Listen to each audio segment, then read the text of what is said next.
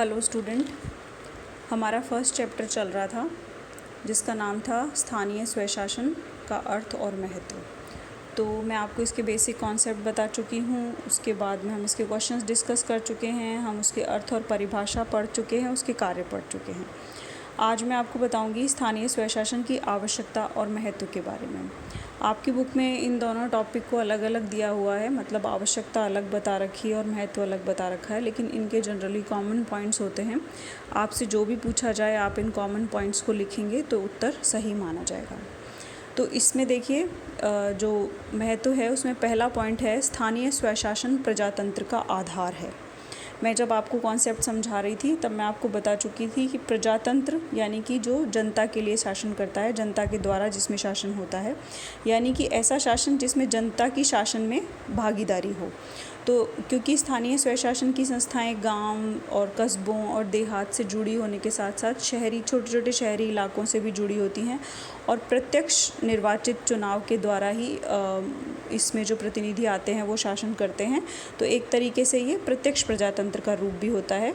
तो अगर जिस भी शासन में जनता की शासन में भागीदारी सुनिश्चित हो सकती है, वास्तव में वही वास्तविक और व्यवहारिक प्रजातंत्र होता है। इसीलिए स्थानीय स्वशासन को प्रजातंत्र का आधार माना जाता है। दूसरा पॉइंट है लोकतंत्र की पाठशाला। लोकतंत्र की पाठशाला स्थानीय स्वशासन की संस्थाओं को किस लिए कहा जाता है? क्योंकि ये जो लोकल लेवल के लोग होते हैं उनके लिए एक प्रशिक्षण स्थली के रूप में काम करता है। इतिहास में हमारे पास ऐसे उदाहरण मौजूद हैं, जैसे सुभाष चंद्र बोस, जवाहरलाल नेहरू। इन्होंने अपने राजनीतिक जीवन की शुरुआत छोटे लेवल से ही की थी, यानी कि ये म्यूनिसिपल कॉरपोरेशन के अध्यक्ष ही बने थे और उसके बाद अधिक सक्रिय राजनीति में आए थे। तो अभी भी जो हमारे यहाँ पंच सरपंच का चुनाव लड़ते हैं, धीरे धीरे फिर वो और आगे विधायक का चुनाव लड़ते हैं, सांसद का चुनाव लड़ते हैं। तो एक तरीके से स्थानीय स्वशासन की जो संस्थाएं होती हैं ये उनके लिए लोकतंत्र की पाठशाला के रूप में काम करती हैं। तीसरा है नागरिकों को राजनीतिक शिक्षा प्रदान करना। देखिए, क्योंकि जनप्रतिनिधि चुने जाते हैं, चुनाव उसमें होते हैं, निर्वाचन मताधिकार सबका प्रयोग होता है। तो ये जो चुनाव, उसकी कार्यप्रणाली, उस पर नियंत्रण आदि विषयों में नागरिकों की रुचि रहती है। मतलब राज्य का किस तरह का नियंत्रण होना चाहिए, सरपंच के पास क्या अधिकार होने चाहिए, म्यूनिसिपल कॉरपोरेशन को किस तरह के टैक्स लगाने चाहिए, नहीं लगाने चाहिए, फ़ंड कम पड़ता है तो वो और कौन से लगा सकता है। कुल मिला के काफ़ी चीज़ों में रुचि लेने लगते हैं। साथ ही स्थानीय समस्याओं को सुलझाने में भी लोग रुचि लेने लगते हैं और सार्वजनिकता की भावना सीखते हैं। वो मतलब सार्वजनिक मामलों में अधिक से अधिक रुचि लेने लगते हैं। तो ये संस्थाएं नागरिकों को राजनीतिक शिक्षा प्रदान करने में भी महत्वपूर्ण भूमिका निभाती हैं। चौथा पॉइंट है अच्छे नागरिक जीवन के विकास के लिए अनिवार्य।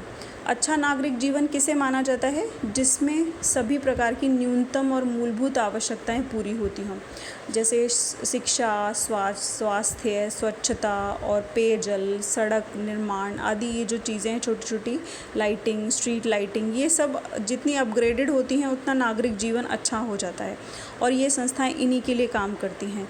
तो ये अच्छे नागरिक जीवन के विकास के लिए भी अनिवार्य होती हैं। पांचवा पॉइंट इसमें है संघीय और प्रांतीय सरकारों को सहयोग। ख़ास तौर से जो बड़े देश होते हैं, जैसे कि हमारा देश है, भारत देश जो है, वहाँ पर इतना बड़ा लोकेशन, इतने ज़्यादा जनसंख्या होती है। तो हम संघ सरकार और प्रांतीय सरकारों से ये आशा नहीं कर सकते हैं कि वो छोटे छोटे सब्जेक्ट्स पे भी बहुत ज़्यादा ध्यान देके उन्हें अच्छे से कर पाएंगी। इस काम को स्थानीय संस्थाएं बहुत अच्छे से काम करती हैं। जैसे उनको साफ़ सफाई की व्यवस्था संभला दी जाती है, प्राथमिक स्वास्थ्य केंद्र दिए जाते हैं, प्राथमिक पाठशालाएँ दी जाती हैं। तो उनका ज़्यादा कुशलतापूर्वक संचालन हो पाता है क्योंकि वो उनकी प्रत्यक्ष निगरानी में काम करती हैं। नेक्स्ट पॉइंट है सकारात्मक राज्य का मूर्त रूप। सकारात्मक राज्य कौन सा होता है? ये बेसिक कॉन्सेप्ट है सकारात्मक राज्य और नकारात्मक राज्य का। नकारात्मक राज्य वो होते हैं जो सिर्फ निषेधात्मक कार्य करते हैं, यानी कि ये 3 काम करते हैं जो नियामकीय प्रकृति के होते हैं। बाहरी आक्रमणों से सुरक्षा करते हैं और जो अंदरूनी जो कानून व्यवस्था होती है उसे बनाए रखते हैं, और वैध समझौते जो राष्ट्रीय और अंतर्राष्ट्रीय स्तर के होते हैं उन्हें लागू करते हैं। ये नकारात्मक राज्य होते हैं। सकारात्मक राज्य कौन सा होता है? जो जनता के कल्याण के प्रति सजग रहता है, यानी कि जो लोगों को मूलभूत आवश्यकताएं जैसे शिक्षा, स्वास्थ्य, स्वच्छता आदि उपलब्ध कराने के प्रति कार्य करता है। तो क्योंकि ये संस्थाएं इन्हीं कार्यों को करवाने के लिए सबसे ज़्यादा ध्यान देती हैं, इसीलिए सकारात्मक राज्य का मूर्त रूप मानी जाती हैं। नेक्स्ट पॉइंट है विकेंद्रीकरण का प्रमुख साधन। विकेंद्रीकरण से क्या तात्पर्य होता है? शासकीय कार्य यानी कि सरकार के द्वारा किए जाने वाले कार्य और शक्तियों का विस्तारीकरण, यानी कि उनके स्तरों को नीचे लाना, नीचे की तरफ करना, नीचे के स्तर तक पहुंचाना। जहां कहीं भी कार्यों की पूरी जिम्मेदारी और शक्तियों, निर्णय लेने की शक्ति का नीचे के स्तर तक पहुंचाना, नीचे के स्तर तक पहुंच जाता है, उसे कहते हैं विकेंद्रीकरण की प्रक्रिया। इससे क्या होता है? अधिकाधिक लोगों के हित की अधिकाधिक रक्षा होती है, यानी कि ज़्यादा से ज़्यादा लोगों की हितों की रक्षा हो सकती है। इससे कार्यदक्षता में भी वृद्धि होती है और शासन में पारदर्शिता भी बढ़ती है। इसीलिए अगर सरकारें चाहती हैं कि वो अधिक से अधिक जनता तक जुड़ें, जनता के कामों को करें, अधिक दक्षता से करें, तो उन्हें विकेंद्रीकरण करना पड़ता है, और ये विकेंद्रीकरण का सबसे अच्छा साधन मानी जाती हैं। नेक्स्ट है नौकरशाही के दोषों से बचाव। देखिए, नौकरशाही हमेशा शक्तियों के केंद्रीकरण से ग्रसित हो जाती है। हमने वेबर की नौकरशाही फर्स्ट ईयर में पढ़ी है, और उसके दोषों में एक ये प्रमुख दोष था कि नौकरशाही हमेशा शक्ति लोलुप हो जाती है, मतलब सारी शक्ति खुद ही केंद्रित करना चाहती है।